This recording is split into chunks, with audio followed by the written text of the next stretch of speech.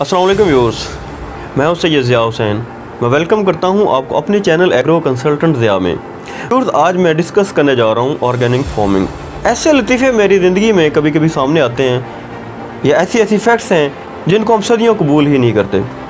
जी दोस्तों, आज मैं ऑर्गेनिक फार्मिंग के बारे में कुछ ऐसे फैक्ट्स शेयर करने जा रहा हूँ आपके साथ, और कुछ ऐसे चैलेंज आपके सामने पेश करने जा रहा हूँ। आई एम श्योर कि आप उनसे एग्री ज़रूर करेंगे। मैं ऑर्गेनिक फार्मिंग की तमाम डेफिनेशंस को सबसे पहले तो रिजेक्ट करता हूँ, क्योंकि ऑर्गेनिक फार्मिंग में मसनूई खादों के इस्तेमाल की कतन इजाज़त नहीं है। तमाम एग्रेरियंस और साइंसदान इस बात पे लोगों को कायल करते हैं कि ऑर्गेनिक फार्मिंग में आपने मसनूई खादें बिल्कुल इस्तेमाल नहीं करनी। हत्ता कि यूरिया का इस्तेमाल, जो कि ऑर्गेनिक फर्टिलाइज़र है, जो कि एक नामियाती खाद है, यूरिया का इस्तेमाल भी ममनू करार दिया जाता है। मेरे लिए ये कम से कम एक हैरानकुन फैक्ट है। मेरी नज़र में ऑर्गेनिक फार्मिंग कुछ ऐसे है कि इसमें आप सिंथेटिक फर्टिलाइज़र या मसनूई खादें इस्तेमाल कर भी सकते हैं और नहीं भी कर सकते, लेकिन आप टॉक्सिन का और पेस्टिसाइड का इस्तेमाल 0% करेंगे। बिल्कुल इसमें आप टॉक्सिन इस्तेमाल नहीं कर सकते। 17 एसेंशियल एलिमेंट्स हैं। 3 तो नेचुरली पानी या हवा से पौधा ले लेता है, ऑक्सीजन है, कार्बन है और हाइड्रोजन है। 14 एलिमेंट्स इसके बाद बचते हैं, इनको हम फर्दर ग्रुप्स में तकसीम कर लेते हैं। 6 मैक्रोन्यूट्रिएंट्स जिन्हें हम तस्लीम करते हैं। 3 इनमें बहुत ज़्यादा मकदार में चाहिए होते हैं, जिनमें नाइट्रोजन है, फास्फोरस है और पोटाश है। जो बाकी 3 हैं, इनमें सल्फ़र, कैल्शियम और मैग्नीशियम, ये भी कंपैरेटिवली बड़ी मकदार में चाहिए होते हैं। 8 एलिमेंट्स बचते हैं, जो वो होते हैं माइक्रोन्यूट्रिएंट्स। इन्हें हम अज्ज़ाए सगीरा बोलते हैं। पौधा इन 17 अज्ज़ा को ज़मीन से अपनी जड़ों के ज़रिए लेता है और इन्हें नामियाती मादों में तब्दील कर देता है। मसलन फास्फोरस DNA में पाई जाती है। यूरिया एक मसनूई खाद है, लेकिन ये दुनिया का पहला नामियाती मादा है जिसे कमर्शियली सनदी पैमाने पर तैयार किया गया। बिल्कुल यूरिया एक मसनूई खाद है, लेकिन ये नामियाती मादा है। यूरिया नामियाती मादा है, तो नामियाती फसलों की पैदावार में इसका इस्तेमाल ममनू क्यों करार दिया जाता है? क्यों पूरी दुनिया के ज़रई साइंसदान और माहिरीन इसका इस्तेमाल जो है उसकी इजाज़त क्यों नहीं देते? दूसरा सवाल मेरा ये है, पौधे ऐसे कारखाने हैं जो 17 के 17 ज़रूरी अज्ज़ा को इन ऑर्गेनिक फॉर्म में ज़मीन से लेते हैं और नामियाती मादे में तब्दील कर देते हैं। तो साइंसदान इन 17 अज्ज़ा के इस्तेमाल को क्यों ममनू करार देते हैं? वाहद पौधे ही तो हैं जो गैर नामियाती मादे को नामियाती मालिक्यूल में तब्दील करने की सलाहियत रखते हैं। इंसान बराह रास्त गैर नामियाती मालिक्यूल्स को नहीं खा सकता। अगर ऑर्गेनिक फार्मिंग में मसनूई खादें इस्तेमाल की जा सकती हैं, तो फिर ऑर्गेनिक फार्मिंग है क्या? ऑर्गेनिक फार्मिंग में और आम कमर्शियल फार्मिंग में फ़र्क फिर क्या है? जी हाँ, ऑर्गेनिक फार्मिंग में टॉक्सिन का बिल्कुल 0% इस्तेमाल किया जाता है। आप किसी किस्म का पेस्टिसाइड या टॉक्सिन ऑर्गेनिक फार्मिंग में इस्तेमाल नहीं कर सकते। सिंथेटिक या मसनूई खादें आप इस्तेमाल कर सकते हैं, क्योंकि पौधा इनको ऑर्गेनिक फॉर्म में तब्दील करने की सलाहियत रखता है। मैं यहाँ पर आपको एक मिसाल देता हूँ। पाकिस्तान अगर अपने आम यूरोप को बरामद करता है, तो यूरोप पाकिस्तानी आमों को सिर्फ इस सूरत में रिजेक्ट करेगा अगर उसमें टॉक्सिन का इस्तेमाल किया गया होगा, अगर उसमें टॉक्सिक रेजिड्यूज पाए जाएंगे। लेकिन यूरोप इन आमों को कभी भी रिजेक्ट नहीं करेगा अगर उसमें DAP या यूरिया का इस्तेमाल किया गया हुआ। टॉक्सिन्स हैज़ार्डस होते हैं, जहरीले मादे जो हैं ये इंसानी सेहत के लिए मुज़र होते हैं। खादें इंसानी सेहत के लिए सिर्फ इस सूरत में मुज़र हैं अगर ये बराह रास्त इंसान में मुंतकिल हो। अगर DAP एक इंसान बराह रास्त खाएगा तो इसके लिए जहर है, लेकिन अगर DAP पौधे में इस्तेमाल की जाएगी तो पौधा इसको इंसान के लिए काबिल इस्तेमाल खुराक में तब्दील करेगा। अगर हम पौधे को सिंथेटिक फर्टिलाइज़र या मसनूई खादों की शक्ल में ये अज्ज़ा फराहम नहीं करेंगे, तो पौधे में न्यूट्रिएंट डेफिशिएंसी हो जाएगी, और पौधे फिर जो खुराक मुहैया करेंगे उसमें इन अज्ज़ा की कमी होगी।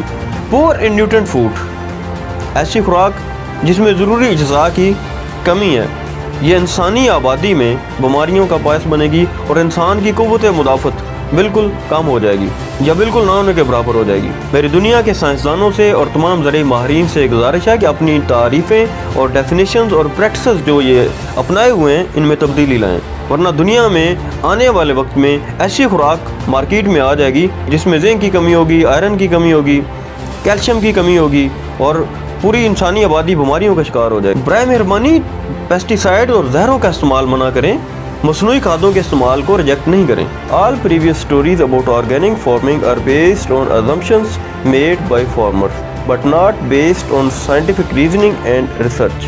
बिल्कुल रिजेक्ट करता हूँ इन डेफिनेशंस को। मैं मुस्तरद करता हूँ इन तारीफ़ों को, इन डेफिनेशंस को और इन प्रैक्टिस को जो ऑर्गेनिक फार्मिंग में अप्लाई की जा रही हैं। मैं रिकमेंड करता हूँ कि ऑर्गेनिक फार्मिंग सिर्फ टॉक्सिन फ्री फार्मिंग होगी। इसमें सिंथेटिक या मसनूई खादें इस्तेमाल की जा सकती हैं। पेस्ट मैनेजमेंट के लिए IPM की जब हम बात करते हैं तो हम इंसेक्ट नेट इस्तेमाल कर सकते हैं। बहुत सारे ऑर्गेनिक फंजीसाइड्स अवेलेबल हैं जिनको इस्तेमाल करके बीमारियों पर काबू पाया जा सकता है। अगर 17 के 17 अज्जा हम मसनूई शक्ल में या मसनूई खादों की शक्ल में पौधे को फराहम करेंगे तो पौधे के स्ट्रक्चर में कोई एक भी अज्जा जहरीली या मुज़र हालत में नहीं पाया जाएगा। हत्ता के पौधे में गैर नामियाती हालत में भी ये अज्जा नहीं मिलेंगे। और अगर हम पौधों में जहर इस्तेमाल करते हैं, टॉक्सिन्स इस्तेमाल करते हैं तो ये तो हमारी खुराक में बिल्कुल दस्तयाब होंगे। लैम्डा की बात कर लें, डेल्टा मैथ्रीन की बात कर लें, ल्यूफिनोरान की बात कर लें।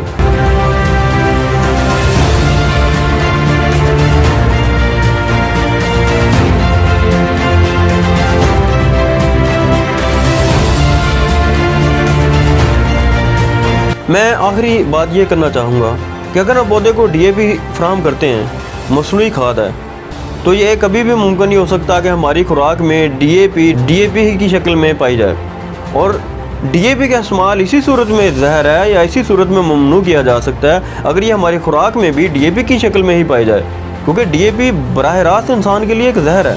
मैं अपनी डेफिनेशन और अपनी राय पेश करता हूँ। ऑर्गेनिक फार्मिंग दरअसल जहरों से पाक फार्मिंग है और इसमें मसनूई खादें इस्तेमाल की भी जा सकती हैं और नहीं भी की जा सकती। Organic farming is toxin free farming where synthetic fertiliser may be applied और मे नॉट बी अप्लाइड।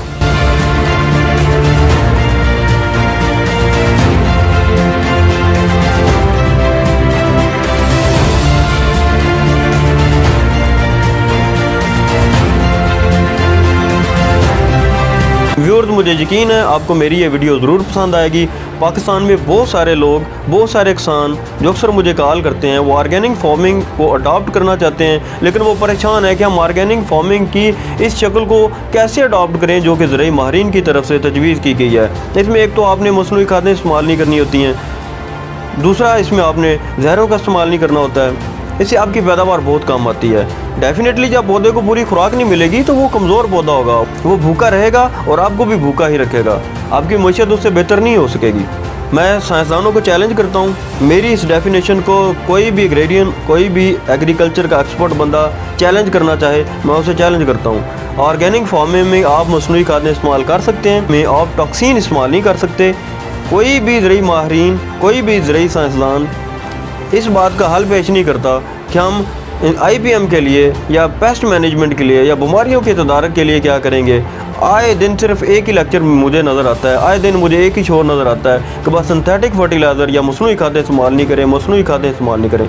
आप बीमारियों के कंट्रोल के लिए बहुत सारे ऑर्गेनिक फंजीसाइड अवेलेबल हैं मार्केट में, उन्हें इस्तेमाल कर सकते हैं। इसी तरह बहुत सारे ऑर्गेनिक सीड ड्रेसिंग के लिए या सीड ट्रीटमेंट के लिए ऑप्शन अवेलेबल हैं, उन्हें इस्तेमाल कर सकते हैं। इसी तरह इंसेक्ट जो हैं, हशरात हैं, इनके कंट्रोल के लिए आप इंसेक्ट नेट अवेलेबल हैं, उन्हें इस्तेमाल कर सकते हैं। ख़ास तौर पर टनल फार्मिंग में जब आप खीरे की काश्त करते हैं तो इसको कोशिश करें कि टनल की जो सब्जियां हैं वो जहरों से पाक हो। इसमें आप हशरात के कंट्रोल के लिए इंसेक्ट नेट बिल्कुल इस्तेमाल करें। व्यूअर्स, मेरी इस वीडियो को लाइक ज़रूर कीजिएगा और इसे शेयर ज़रूर कीजिएगा और अपनी तजावीज़ कमेंट बॉक्स में ज़रूर कमेंट कीजिए और मेरे चैनल को सब्सक्राइब करना मत भूलिए। मेरी दुआ है कि अल्लाह ताला आपको खुश रखे, अल्लाह ताला आपको ग़िज़ाइयत से भरपूर खुराक और जहरों से पाक खुराक मुहैया करे। 21वीं सदी में इससे बड़ी अल्लाह की रहमत और कुछ भी नहीं हो सकती। I will summarize organic farming. In organic farming, we will not use antibiotics, we will not use toxic chemicals, and we will not apply irrigation water polluted with heavy metals.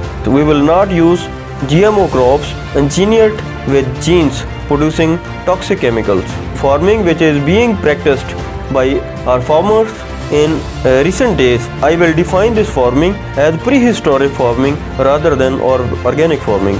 In prehistoric farming, we will not use any type of chemicals and any type of synthetic fertilizers. We will use animal dung, poultry manure and organic compounds. We will not define it as organic farming. It is actually prehistoric farming. Thank you for sparing your precious time. Be happy. Allah हाफिज़।